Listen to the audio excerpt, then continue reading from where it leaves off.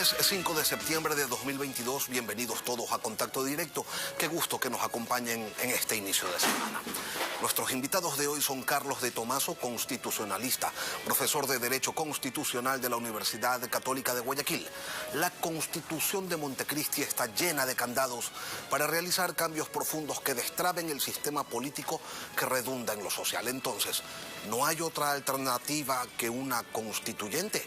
También estará con nosotros Ramiro García, jurista, subdecano de jurisprudencia de la Universidad Central del Ecuador. El juicio político contra los vocales del Consejo de la Judicatura continúa abierto, pero ¿cuál es el grueso de este proceso? El tronco de este árbol y no las ramas, lo vamos a revisar. La actualidad, los protagonistas, el análisis y la información en Contacto Directo.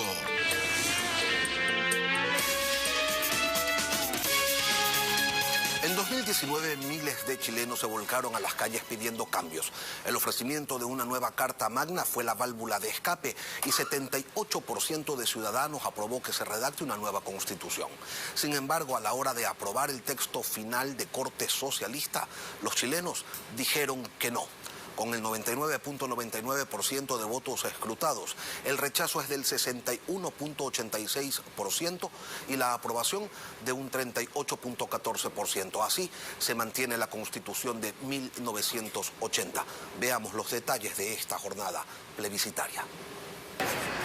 15 millones de ciudadanos fueron convocados a ejercer un sufragio obligatorio en Chile para elegir entre aprobar o rechazar una nueva propuesta constitucional, la cual fue redactada por una comisión especial escogida por el pueblo. Los votantes participaron de una jornada muy tranquila, entre ellos el presidente Gabriel Boric. La nueva Carta Magna fue creada con el objetivo de reemplazar la actual Constitución de 1980, heredada de la dictadura de Augusto Pinochet. Pero los resultados al final de la jornada mostraron un revés para el presidente Gabriel Boric. Con 62% de votos de rechazo, millones de chilenos le dijeron un no rotundo al nuevo texto. Los partidarios del no se tomaron las calles de Santiago para celebrar. Entonces, el presidente Gabriel Boric se pronunció al respecto. Hoy ha hablado el pueblo de Chile y lo ha hecho de manera fuerte y clara. No quedó satisfecho con la propuesta de constitución que la Convención le presentó a Chile. Exige a nuestras instituciones y actores políticos que trabajemos con más empeño, con más diálogo, con más respeto y cariño, hasta arribar a una propuesta que nos interprete a todos. El mandatario convocó a una reunión a todos los dirigentes del oficialismo y de la oposición a las 4 de la tarde de este lunes para retomar el proceso de cambio en la Constitución. El pasado 19 de diciembre, en Chile, acudieron a las urnas 8.300.000 personas y Gabriel Boric fue electo presidente con un 55.8% de los votos. Asumió el poder en marzo y 6 meses después, con 12 millones de electores, pierde el plebiscito para que entre en vigencia una nueva constitución con un 61% que se manifestó por el rechazo. Ya los especialistas se encargarán de explicar cómo es que un presidente popular recientemente electo pierde un referéndum para cambiar la constitución al socialismo, tema que él impulsó antes de ser presidente y que lo impulsó desde las calles, siendo cabeza visible de las manifestaciones que incentivaban ese cambio. Por nuestro lado, esta es la semana en la que el gobierno anunciará a la ciudadanía los temas que formarán parte de la consulta popular que se advierte podría sumar una papeleta más en el proceso electoral que se va a desarrollar en febrero. ¿Qué cambios se pueden implementar desde el soberano? ¿Qué asuntos están vedados para el mecanismo de consulta por los candados de Montecristi? Lo vamos a analizar con Carlos de Tomaso, constitucionalista, profesor de Derecho Constitucional de la Universidad Católica de Santiago de Guayaquil, editorialista de Diario El Universo. Buenos días, doctor, bienvenido a Contacto Directo. Buenos días y buenos días a todos sus televidentes. ¿Qué es lo que se debería consultar y que no se puede consultar porque la Constitución de Montecristi tiene tanto, pero tanto candado que parece cárcel? El presidente de la República va a tener que decidir qué mecanismo va a utilizar, porque si va a utilizar el mecanismo de la consulta popular, automáticamente está vetado todo tipo de modificación constitucional. La Corte Constitucional, no en uno, en varios dictámenes ha dicho que la consulta popular establecida en el artículo 104 de la Constitución no es un mecanismo para modificar ninguna parte de la Constitución. Y esos son los cambios que trascendentales. Todos sentimos la necesidad de cambios estructurales, pero los cambios estructurales están en modificar la Constitución y la consulta popular no es la vía. Por tanto, el presidente va a tener que decidir si hace consulta de temas intrascendentes que no van a cambiar o utiliza uno de los mecanismos para modificar la Constitución. Y esto, aunque el 104 señala que el presidente de la República dispondrá al Consejo Nacional Electoral que convoque a consulta popular sobre los asuntos que él estime convenientes. Pero la propia Constitución, Lenin, establece un control automático de la Corte Constitucional. Y es un mecanismo correcto, si no cualquier persona o cualquier persona que esté en la presidencia va a preguntar cualquier cosa. Las consultas populares, todas, de acuerdo al artículo 438 de la Constitución, tienen un control automático previo de la Corte sobre la temática, sobre los considerandos, sobre la introducción de las preguntas y las preguntas.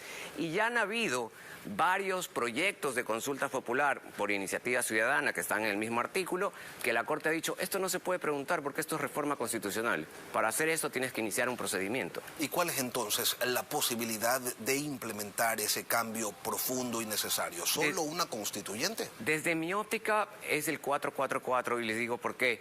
Si por consulta popular no puedo modificar la Constitución y por otro lado no tengo una mayoría en la Asamblea, porque para hacer reformas, el procedimiento llamado reforma se necesita pasar por la Asamblea, la constituyente es un mecanismo que el presidente puede iniciarlo sin tener que ir a la Asamblea, número uno. Número dos, la Constitución establece que el presidente puede plantear vía consulta popular el inicio de un proceso constituyente, pero el presidente puede determinar cómo se conformaría esa asamblea constituyente y eso se somete a consulta. Si es así, el presidente puede buscar una forma de construir una asamblea constituyente con una conformación que, por ejemplo, no todos los electores sean elegidos por el voto popular, sino que haya una parte de esa asamblea, por ejemplo, que sean las universidades quienes designen o los gremios quienes designen, de tal forma que la conformación de la asamblea se asegure que va a haber representación de todos los sectores y es una alternativa, para mí la mejor alternativa. Y de esa forma se evita ese salto al vacío que terminaría dándole el control de una eventual constituyente a las fuerzas de la oposición. Ahora, esta posibilidad que contemple el 444 evitaría a través de la forma de elección de los representantes y de las reglas del proceso, ya que al ser determinadas por el convocante, él puede poner sus propias reglas, pero eso no implica una manipulación también del proceso. Es que hay dos cosas importantes ahí, Lenin. Uno, lo que el presidente proponga también pasa a revisión de la Corte Constitucional. De hecho, ya hubo un intento de ir a una constituyente y en el dictamen R5 del 2021, como habían dicho, convocar a una asamblea de plenos poderes, la Corte dijo, no señor, no hay asamblea constituyente ya de plenos poderes. No puede haber una constituyente ni que legisle, ni juzgue, ni nombre autoridades. La asamblea constituyente, el mandato que está en el 4.4 es simplemente para modificar o hacer una nueva constitución. Entonces, va a pasar por control de la Corte Constitucional y además las reglas que proponga el presidente Lenin van a someterse a consulta popular. Entonces, el presidente propone, pero va a ser la gente la que acepte o no acepte esa conformación y esas reglas electorales que el presidente plantee. ¿Esto le permitiría al gobierno tener una mayoría eventual en esa asamblea? Si es que lo construyen, si lo construyen inteligentemente, vamos a decirlo así, yo no digo que, yo no busco ni planteo que el gobierno tenga una mayoría, busco que todos los sectores estén representados, ¿no? Y en esos sectores, pues, cuando uno pueda construir esa conformación, pueda ser un modelo en el que todos los sectores estén representados y a lo mejor con designación directa. ¿Y qué modelo podría ser ese? La constituyente. Sí, por sí, ejemplo, pero ese modelo de representación. Supongamos, una constituyente con 60 miembros, que sean 30 elegidos por voto popular, ¿no es cierto?, por las provincias, y los otros 30 vengan de designación de mecanismos de universidades, de gremios, de cámaras, de asociación de trabajadores, ¿no es cierto?, del movimiento indígena o de los distintos representantes, para que todos los sectores tengan una representación en esa asamblea y no nos vayamos con esto de que cualquiera pone un candidato sin requisitos, etcétera, y sean ellos los que hagan una nueva constitución. Es decir, podemos garantizar, por un lado, representatividad representatividad y por otro lado capacidades también de quienes van a ir. Pero se podría desviar quizás allí la discusión hacia la representatividad precisamente, Va a ser, porque sin duda, habrá va a ser un voces tema que dirán, bueno, está bien que la academia esté representado, pero a mí no me representa porque en este país las personas que tienen capacidad de acceso a la universidad son cada vez menos. Las cámaras de la producción, sí, representan a un sector, pero a mí no me representan porque yo no tengo empleo.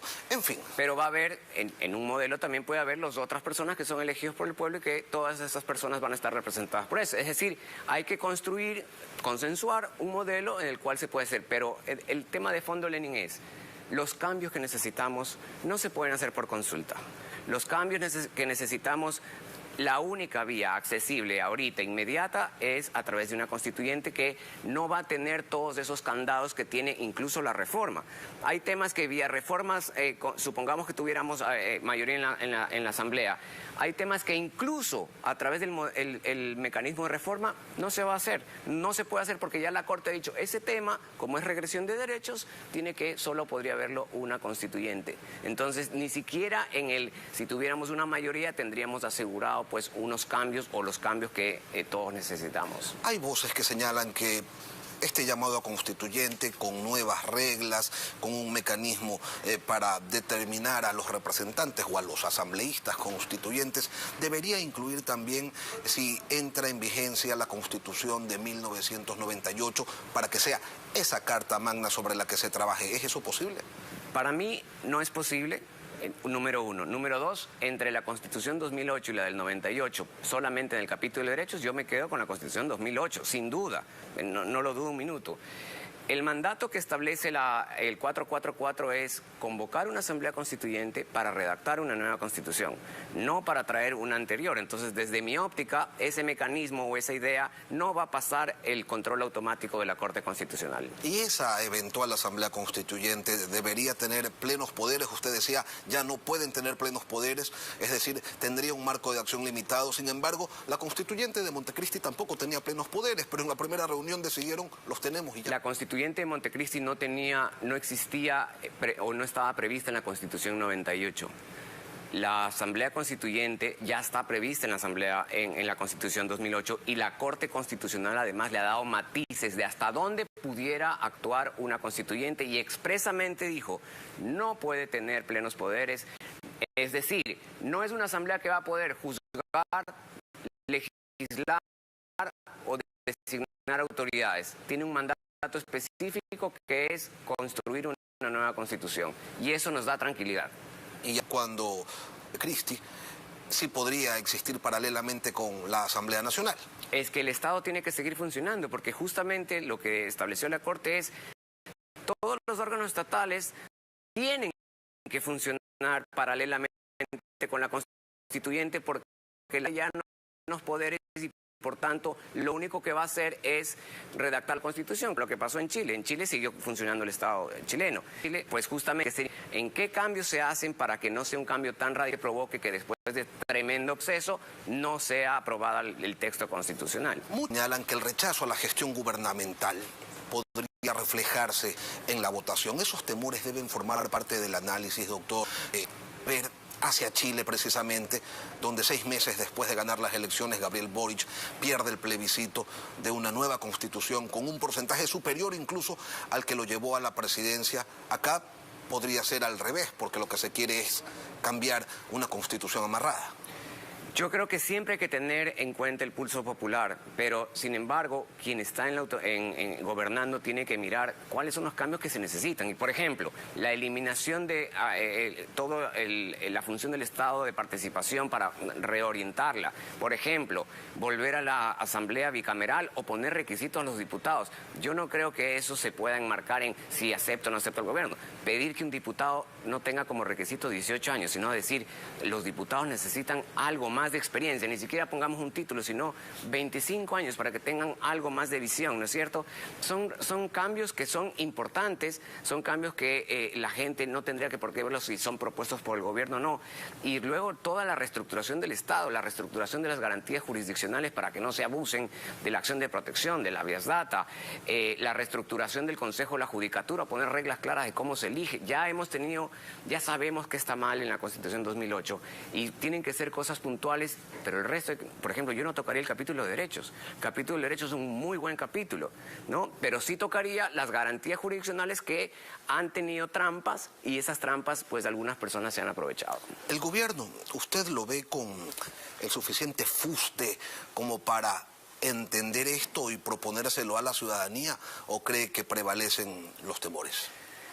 Creo que no hay muchas salidas y creo que si prevalecen los temores es el momento de dejar los temores a un lado y plantear algo que pueda realmente dejar una marca en el gobierno histórica, de decir, hice una propuesta de cambio importante, estructural, para dejar un nuevo país a los siguientes gobiernos, y desde ese punto de vista, pues yo creo que va a tener un apoyo de distintos sectores que a lo mejor hoy no están unidos a sus ideas, pero con estas propuestas yo creo que se hace un punto de consenso y lo hemos escuchado en distintas voces de distintos partidos políticos. Y que no sea simplemente un lavamanos donde al final el gobierno diga, ahí está, yo llamé a consulta, pero... Y yo lo que espero es que yo lo que espero también, evidentemente, es que cuando presenten, que se supone que va a ser esta semana, lo que va a proponer, porque yo tengo dudas si va a irse por una consulta o va a iniciar un procedimiento de reforma, pero lo que no espero ver es que presenten proyectos de consultas que no se pueden,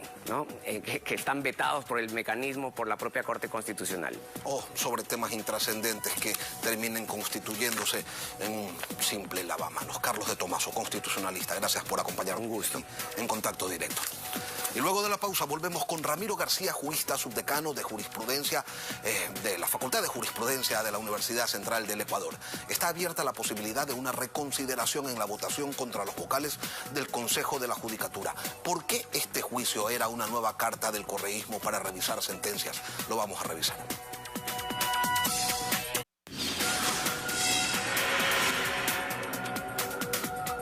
La oposición no tuvo los votos necesarios para descabezar al Consejo de la Judicatura.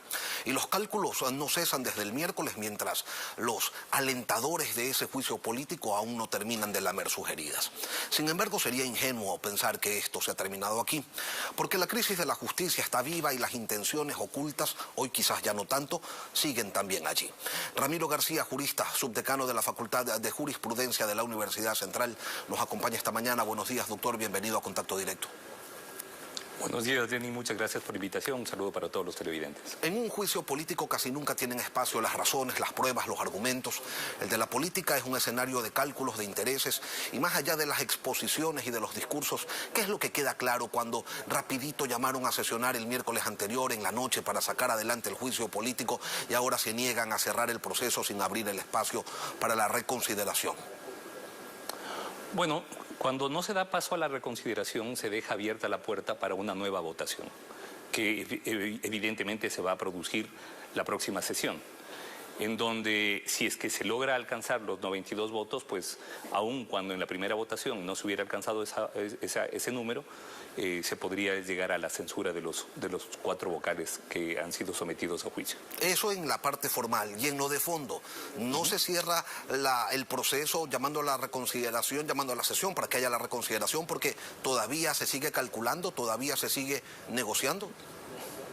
Por supuesto, es decir, en este momento debe haber un lobby muy intenso con miras a obtener los 5 votos que les faltaron para poder lograr los 92 votos necesarios para la censura. Eso resulta evidente. Ahora, doctor, que no se haya logrado la censura de 3 vocales del Consejo de la Judicatura y de su expresidenta no significa que se avale la gestión que han realizado, o al final ahí entra todo. No, de ninguna manera. A ver, lo primero que hay que entender es que en un juicio político la censura se produce como resultado de la presentación de unos cargos que deben ser debidamente demostrados a lo largo de este procedimiento. Obviamente un procedimiento que tiene un tinte más político que jurídico, pero que tiene que respetar ciertos límites, ciertas barreras, ¿no? Entonces, en este caso se presentó un solo cargo por parte del correísmo, que básicamente se reduce a la evaluación que realizó el Consejo de la Judicatura a los jueces de Corte Nacional en 2018-2019. Se trata de alguna manera de construir a través de esto un relato, una narrativa, que ya la vienen tratando de construir desde hace rato, ¿no? Recordemos que siempre hablan, por ejemplo, del influjo psíquico, que lo condenaron a Correa por influjo psíquico, lo cual es mentira, le condenaron por cohecho. El delito fue cohecho. Le condenaron como instigador, que por el Código Orgánico Integral Penal aprobado por Correa en 2014 equivale a autor mediato. Esa fue la condena.